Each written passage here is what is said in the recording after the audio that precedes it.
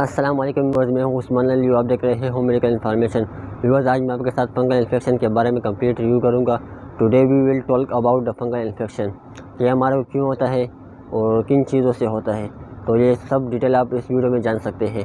تو آپ ہمارے چینل پہ نیو آئے ہو تو پلیز ہمارے چینل کو سبسکرائب کر دیجیے تاکہ اس طرح مزید اچھی ویڈیوز آپ کو ڈیلی بیسس پر مل سکے۔ چلو چلتے ہیں ویڈیو کی طرف۔ تو viewers, today we will talk about the fungal infection of skin. Skin کا فنگل انفیکشن کیوں ہوتا ہے اور اس کی کیسز کیا ہے، اس کی اپیرنس کس طرح کی ہوتی ہے، فنگل انفیکشن کے سمٹمز کیا ہوتے ہیں اور اس کی پریونٹ کس طرح کیا جاتا ہے اور اس کی ٹریٹمنٹ اور علاج کیا ہے۔ فنگل انفیکشن کو ہم مائکوسس بھی کہتے ہیں۔ یہ ایک جلد کی ایسی بیماری ہے جو فنگس سے ہوتی ہے۔ فنگس کی بہت زیادہ ٹائپس ہے، اس طرح ڈفرینٹ ٹائپ کے فنگل انفیکشن ہوتے ہیں، جیسا کہ ونگ ورم ہو گیا، سوریاسس، ڈرماٹائٹس، ایگزیما، یہ سب ڈفرینٹ ٹائپ کے فنگل انفیکشن ہے۔ تو ویورز، جیسا کہ سمر سیزن سٹارٹ ہوتا ہے تو اس میں سے فنگل انفیکشن کے چانسز بہت زیادہ بڑھ جاتے ہیں۔ سمر سیزن ایک ایسا سیزن ہوتا ہے جس میں فنگل انفیکشن بہت تیزی سے سپریڈ ہوتا ہے۔ اس کی وجہ یہ ہے فنگس جو ہے وہ موئسٹ ایریا میں بہت زیادہ گرو کرتا ہے۔ سمر کے سیزن میں آپ کے باڈی پہ سویٹنگ ہوتی ہے، پسینہ آتا ہے، جسم پہ بہت زیادہ نمی رہتی ہے، تو فنگس کے گرو کرنے کے چانسز ہو جاتے ہیں۔ جس طرح آپ کے باڈی کے فولڈس جیسا کہ under arms, under legs, under breast, genital area اور اس کے علاوہ گروونگ ایریا، ان تمام ایریاز میں فنگل انفیکشن کے چانسز ہوتے ہیں، کیونکہ یہاں پر بہت زیادہ موئسچر ہوتا ہے اور فنگس کو گرو کرنے کے لیے موئسٹ انوائرمنٹ ریکوائرڈ ہوتے ہیں۔ تو موسٹ کامن فنگل انفیکشن جو ہوتا ہے وہ ڈرمائٹوفائٹ سے ہوتا ہے، ٹرائکوفائٹ سے ہوتا ہے۔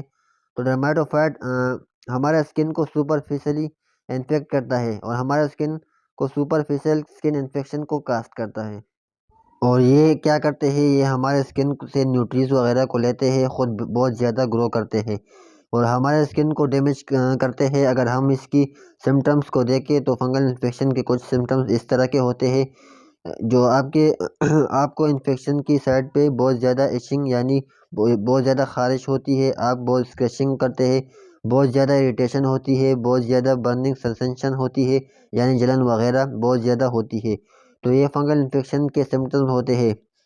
فنگل انفیکشن کے ہم اپیرنس دیکھیں تو اس کی کلینک اپیرنس کچھ اس طرح سے ہوتی ہے۔ آپ کے جسم پہ یہ ریڈ پیچز بناتے ہیں جس کے آؤٹر باؤنڈری ہوتی ہے، جو بارڈر ہوتے ہیں ان پر اسکیلنگ پائے جاتے ہیں۔ اب ہم اس کی کیسز کی طرف آتے ہیں تو فنگل انفیکشن کی بیسیکلی کیسز یہ ہوتے ہیں کہ وہ لوگ جن میں امیونٹی بہت کم ہوتی ہے، جس طرح سے ڈائبیٹک پیشنٹ، ان میں فنگل انفیکشن کے چانسز بہت زیادہ ہوتے ہیں۔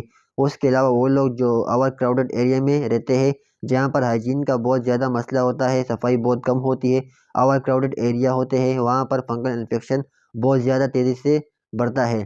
اس کے علاوہ وہ لوگ جو بہت زیادہ ایکسیسو اینٹی بائیوٹک یوز کرتے ہیں ان میں بھی فنگل انفیکشن کے چانسز ہوتے ہیں۔ اس کے علاوہ وہ لوگ جن میں صفائی بہت کم ہوتی ہے ان لوگوں میں بھی فنگل انفیکشن گرو کرتا ہے۔ اس کے علاوہ وہ لوگ جنہوں نے اپنے گھروں میں پیٹس وغیرہ رکھے ہیں ان میں فنگل انفیکشن ہوتے ہیں، اور وہ لوگ جو اپنے ٹریٹمنٹ پوری نہیں کرتے، اگر ان کو فنگل انفیکشن کبھی ہوا اور انہوں نے ٹریٹمنٹ سٹارٹ کی اور درمیان میں چھوڑ دی تو ان لوگوں میں فنگل انفیکشن کے دوبارہ چانسز ہوتے ہیں۔ اب ہم اس کی پریونشن کی طرف آتے ہیں۔ فنگل انفیکشن کو ہم بیسیکلی پریونٹ کس طرح سے کر سکتے ہیں۔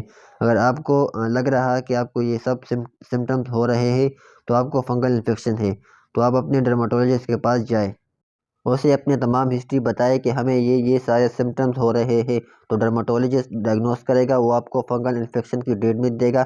آپ نے اس ٹریٹمنٹ کو فالو کرنا ہے، کوئی سیلف میڈیکیشن خود سے دوائی نہیں لینی۔ اس کے علاوہ آپ نے صفائی کا بہت زیادہ خیال رکھنا ہے، آپ نے دن میں 1 سے 2 مرتبہ لازمی نہانا ہے۔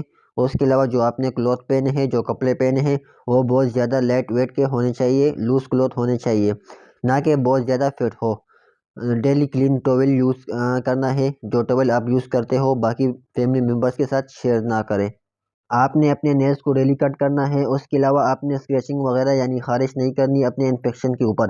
اب ہم آتے ہیں اس کی ٹریٹمنٹ کی طرف۔ تو فنگل انفیکشن کی ٹریٹمنٹ آپ نے خود سے کبھی بھی نہیں کرنی، ڈرماٹولوجسٹ کو فالو کرنا ہے۔ لیکن جو کامن اس کی ٹریٹمنٹ ہے، اینٹی فنگل پیشنٹ کو ریکمینڈ کی جاتی ہے۔ اینٹی فنگل یا تو وہ ٹاپیکل ہو سکتی ہے جیسا کہ کریم، آئنمنٹ وغیرہ، یا وہ ٹیبلٹ یا کیپسول فارم میں بھی ہو سکتی ہے۔